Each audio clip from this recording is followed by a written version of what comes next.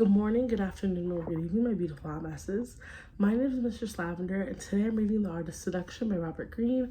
I'm on page 143 on chapter 16, Prove Yourself. But before we begin, make sure to like, comment, and subscribe, and turn your post notifications on.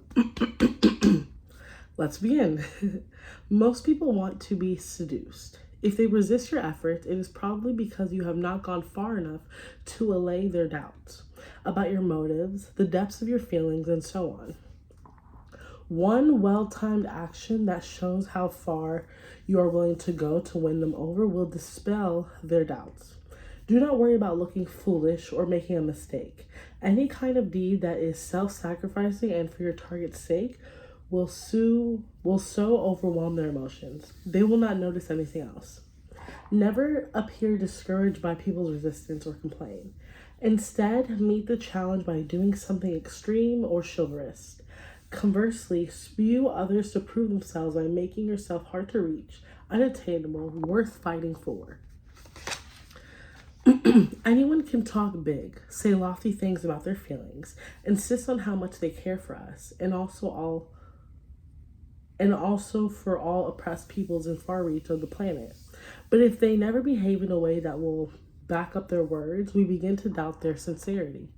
Perhaps we are dealing with a charlatan or a hypocrite or a coward. Flattery and fine words can only go so far. A time will eventually arrive when you will have to show your victim some evidence to match your words with deeds. This kind of evidence has two functions. First, it allies any lingering doubts about you. Second, an action that reveals some positive quality in you is immensely seductive in and of itself. Brave and selfless deeds create a powerful and positive emotional reaction. Don't worry, your deeds do not have to be so brave and selfless that you lose everything in the process. The appearance alone of nobility will often suffice. In fact, in a world where people overanalyze and talk too much, any kind of action has a bracing, seductive effect. It is normal in the course of a seduction to encounter resistance. The more obstacles you overcome, of course, the greater the pleasure that awaits you. But many a seduction fails because the seducer does not correctly read the resistances of the target. More often than not, you give up too easily. First, understand a primary law of seduction. Resistance is a sign that the other person's emotions are arranged in the process. The only person you cannot seduce is someone distant and cold. Resistance is emotional and can be transformed into its opposite. Much as in jiu-jitsu, the physical resistance of an opponent can be used to make him fall. If people resist you because they don't trust you, an apparently selfless deed, showing how far you're willing to go to prove yourself, is a powerful remedy. If they resist because they are virtuous or because they are loyal to someone else, all the better. Virtue and repressed desire are easily overcome by action. A chivalrous deed will also help eclipse any rivals on the scene because most people are timid and so rarely risk anything. There are two ways to prove yourself. First, the spontaneous action. A situation arises in which the target needs help, a problem needs solving, or simply he or she needs a favor. You cannot foresee these situations, but you are ready for them, for they can spring up at any time. Impress the target by going further than really necessary, sacrificing more money, more time, more effort than they had expected. Your target will often use these moments or even manufacture them as a kind of test. Will you retreat or will you rise to the occasion? You cannot hesitate or flinch, even for a moment, or all is lost. If necessary, make the deed seem to have cost you more than it has, never with words or indirectly. Never with words, but indirectly. Exhausted looks report spread through a third party. Whatever it takes. The second way to prove yourself is the brave deed that you plan and execute in advance on your own and at the right moment, preferably some way into the seduction when any doubts that the victim still has about you are more dangerous than earlier on.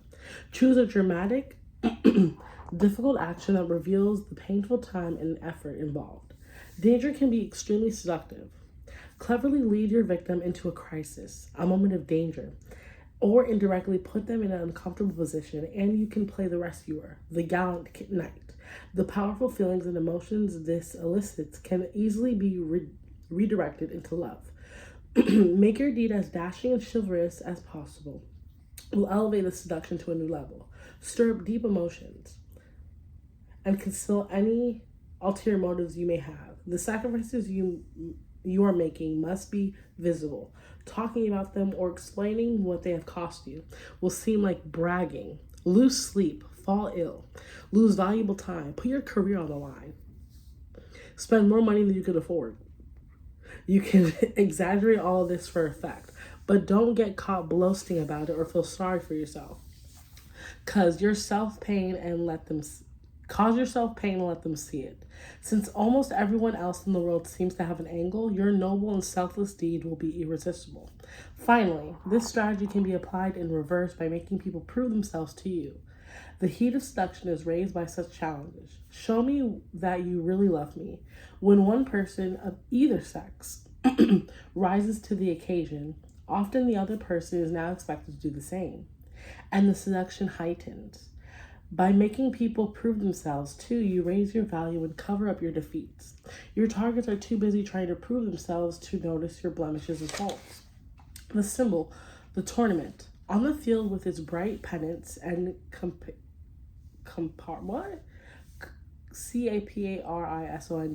horses, the lady looks at the knights fight for her hand. She has heard them declare love on bended knee. Their endless songs and pretty promises. They're all good at such things. But then the trumpet sounds and the combat begins. In the tournament, there can be no faking or hesitation.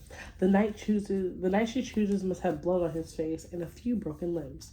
I'm gonna stop there. I'm on page 148. The next episode will be on page 149. Effect of regression.